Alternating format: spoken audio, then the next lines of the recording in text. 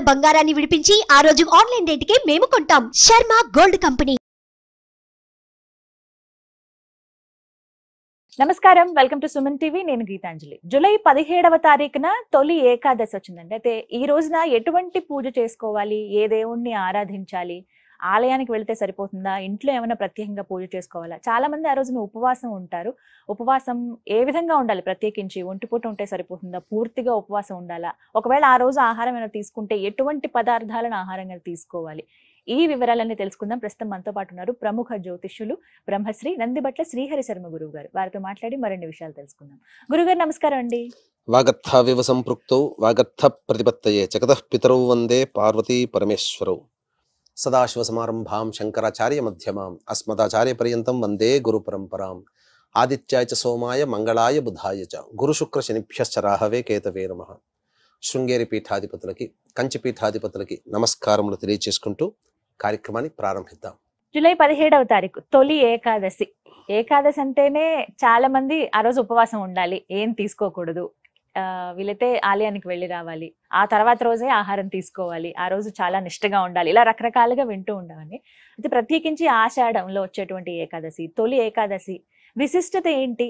అసలు ఆ రోజున ఏం చేయాలి, ఎటువంటి పూజా విధానాన్ని ఆచరించాలి? తొలి ఏకాదశి అంటే దీనినే ప్రథమైకాదశి అని సంస్కృతంలో ఉంటారు.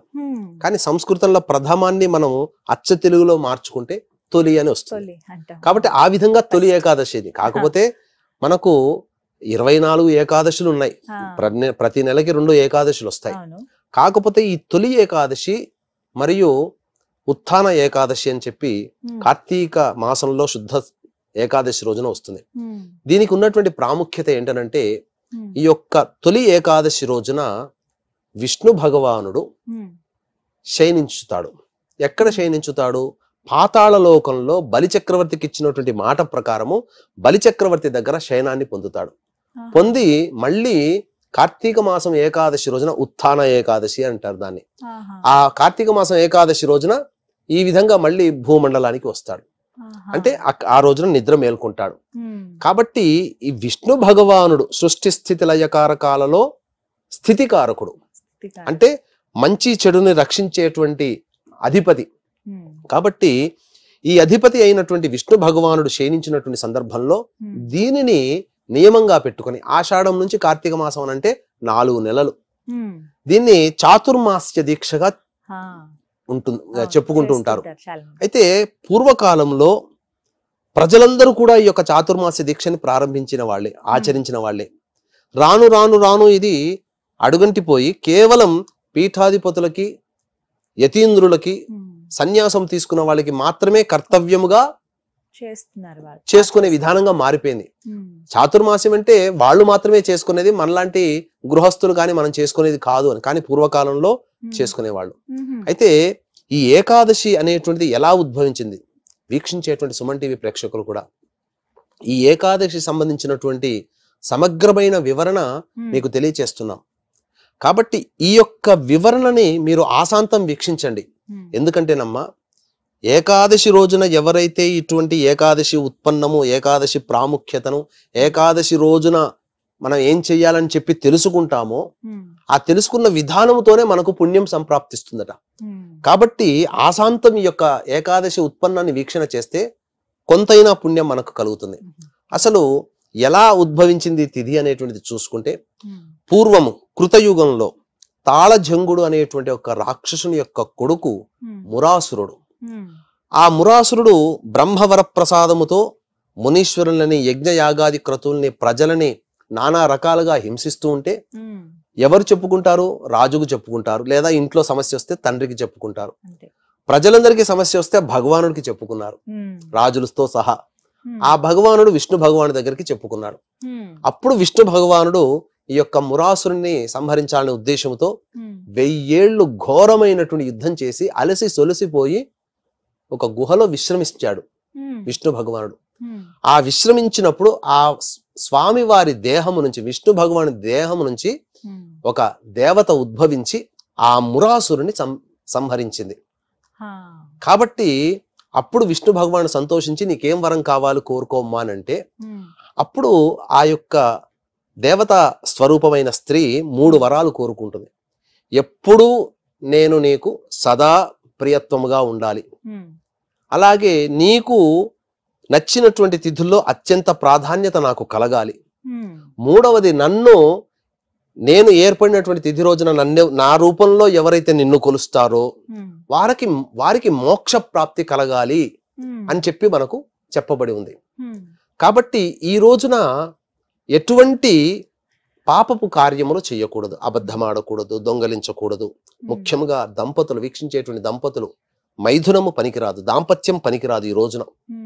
అలాగే శుచిర్భూతులై ఉండాలి. సూర్యోదయం కంటే ముందే ఏకాదశి రోజున, ఈ రోజు 17వ తారీఖు రోజున వచ్చినటువంటి తొలి ఏకాదశి ఈ నెలలో చాలా ప్రత్యేకమైందమ్మా. ఎందుకంటే అనురాధ నక్షత్రంతో వస్తుంది. దేవతా నక్షత్రాలలో అనురాధ నక్షత్రము చాలా గొప్పది. పునర్వసు ఉంది, స్వాతి ఉంది, అనురాధ ఉంది. ఇలా దేవతా నక్షత్రాల్లో అనురాధ నక్షత్రానికి చాలా ప్రత్యేకమైనటువంటిది. కాబట్టి ఈ అనురాధ నక్షత్రం వచ్చింది కాబట్టి ఈ తొలి ఏకాదశి చాలా ఇంకా గొప్పదైనటువంటి ప్రాముఖ్యత. అయితే ఈ తొలి ఏకాదశి రోజున చాలా మంది విష్ణు భగవానుడికి ప్రీతికరమైనటువంటివి పెట్టడం, ఎవరికైనా మనకు నచ్చినది ఎవరైనా తీసుకుని వస్తే సంతోషిస్తాం కదా. కానీ తెలియక కొంతమంది తప్పేం చేస్తారంటే ఈ విష్ణు భగవానికి ఇష్టమైనటువంటి తులసి దళాన్ని తెంపుతారు. ఏకాదశి రోజున తెంపకూడదు, పాపం వస్తుంది. కాబట్టి ముందు రోజే దశమి తిథి రోజున ఈ యొక్క తులసి దళాలను తీసుకుని వచ్చి, లేదా ముందు రోజు కోసినటువంటి మాల ఏదైనా కానీ ఆ స్వామి వారికి పూజా విధానంలో మీరు చేసుకోవాలి. అయితే ముఖ్యంగా మనం సైంటిఫికల్ గా ఆలోచిస్తే ఈ యొక్క భారతీయులు, ఎందుకంటే మొన్న కరోనా వచ్చింది కదమ్మా, ఈ కరోనా వచ్చిన తర్వాత ప్రపంచమంతా కూడా పిట్టల్లా రాలిపోయారు.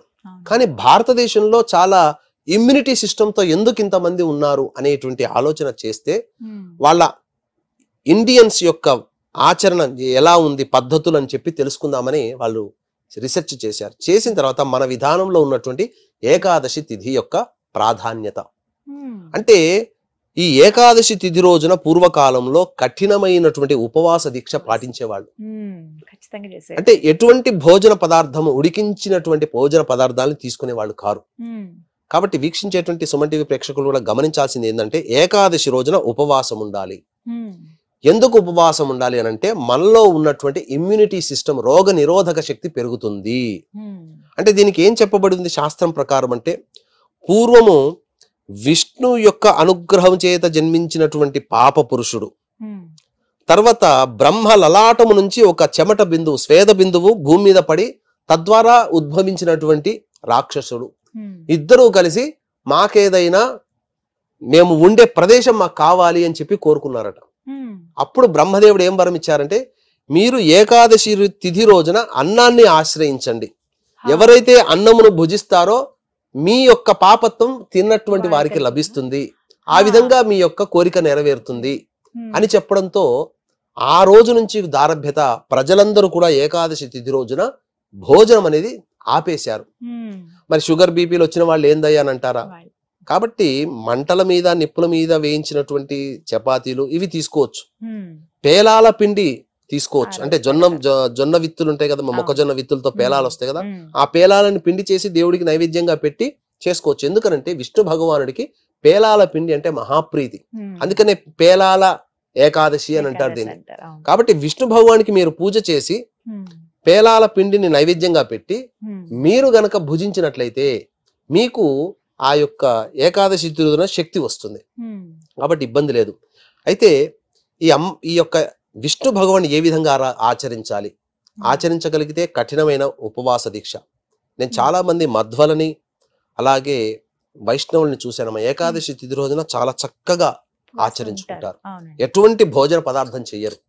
ఆ రోజల్లా కూడా విష్ణుకి ప్రీతికరమైనటువంటి స్వచ్ఛమైనటువంటి గో ఆజ్యముతో, ఘృతము అంటారు, ఆ ఘృతముతో అనగా ఆవు నేతితో దీపారాధన చేసి విష్ణువుకి చక్కటి ఇష్టమైనటువంటి పసుపు రంగు పూలమాల వేసి, పసుపు చామంతి పూలమాల వేసిన తర్వాత, లేదా తామర మాల వేయొచ్చు, లేదా మారేడు దళాల మాల వేస్తే ఇంకా విశేషం. కాబట్టి ఆ రోజున తులసి చెట్టు దగ్గర ఆవు నేతితో దీపారాధన చేసి, తులసి చెట్టు దగ్గరనైనా దేవుడి చిత్రపటం దగ్గరనైనా విష్ణు సహస్రనామ పారాయణం చేయాలండి. ఎన్నిసార్లైనా కానీ చేయొచ్చు.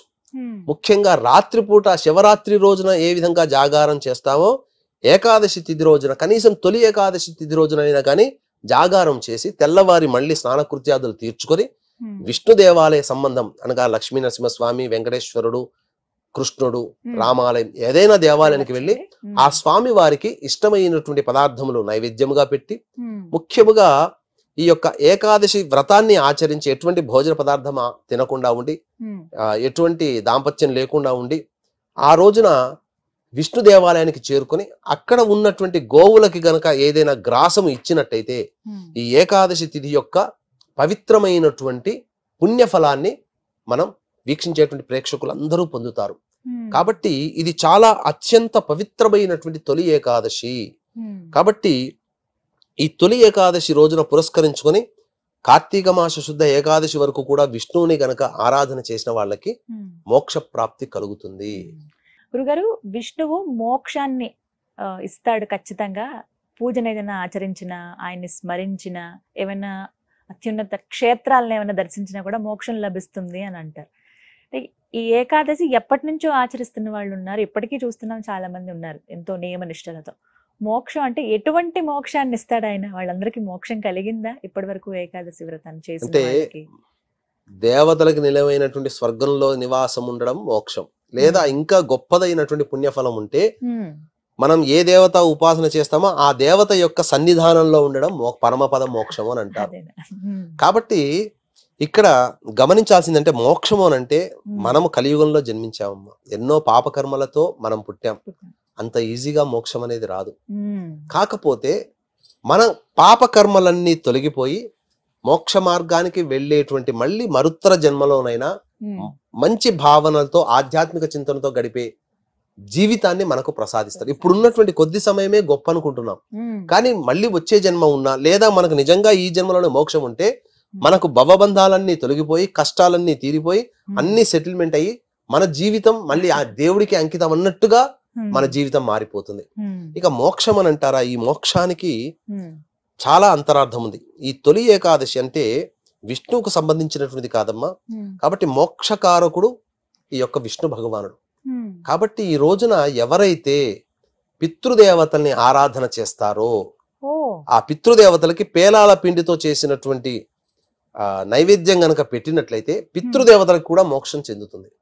కాబట్టి పితృదేవతా భావనతో పితృదేవతల చిత్రపటానికి దగ్గర కూడా దీపారాధన చేసి ఆ రోజున నైవేద్యంగా ఈ పేలాల పిండిని నైవేద్యంగా పితృదేవతలకు పెట్టి మోక్షాన్ని ప్రసాదించమని ఆ విష్ణు భగవానికి మనం విన్నవించుకుంటే, ఎందుకంటే ఏ కుటుంబంలోని వాళ్ళు ఆ యొక్క విధానాన్ని ఆ వారసులే ఈ యొక్క మోక్షానికి సంబంధించినదిగా ప్రార్థన చేయాలి. చేస్తే ఆ పితృదేవతలట చాలా సంతోషిస్తారట. నా గురించి నా వారసులు మేము ఇలా నరక బాధపడుతున్నాము, మా వారసులు విష్ణు భగవాన్ని స్తుతించారు అని చెప్పి ఆ పుణ్యం కొద్ది పుణ్యాన్నైనా తీసుకుంటారట. తీసుకుని ఆ నరక బాధ నుంచి బయటపడతారు. కాబట్టి వారి పితృదేవతని కూడా సంతోషపరుస్తుంది ఈ యొక్క శయన ఏకాదశి, తొలి ఏకాదశి అనేటువంటి రోజున పితృదేవతలను ఆరాధించడం ద్వారా. అలాగే వీక్షించేటువంటి ప్రేక్షకులు గమనించాల్సిన అంశం ఏంటంటే ఉత్తరాయణంలో మనకు పండుగ విధానాలు తక్కువ, దక్షిణాయనంలో పండుగ విధానాలు అనేటివి వస్తాయి. కాబట్టి ఈ తొలి ఏకాదశి రోజు నుంచే సూర్య భగవానుడు తూర్పు వైపు వచ్చుంటాడు కదా ఉత్తరాయణంలో, మళ్ళీ తూర్పు నుంచి దక్షిణం వైపు మరల్చేటువంటి రోజు. ఇక పండుగలు, పబ్బాలు, వ్రతాలు, నోములు అన్ని కూడా దక్షిణాయనంలో ఉంటాయి, నియమాలు ఉంటాయి. ఎందుకంటే చలి ఇవన్నీ పెరిగిపోతాయి కాబట్టి శరీరం ఉష్ణంగా ఉండాలి కాబట్టి కొన్ని రోజులు ఈ యొక్క సంబంధించినటువంటి నియమాలు, ఉపవాసాలు కూడా ఉండేటువంటి రోజులు ప్రారంభమవుతాయి తొలి ఏకాదశి నుంచి. కాబట్టి చక్కగా ఈ సూర్య భగవానుడు కర్మసాక్షి కాబట్టి సూర్య భగవాన్ యొక్క అనుగ్రహం కూడా తొలి ఏకాదశి రోజునే ప్రారంభమవుతుంది.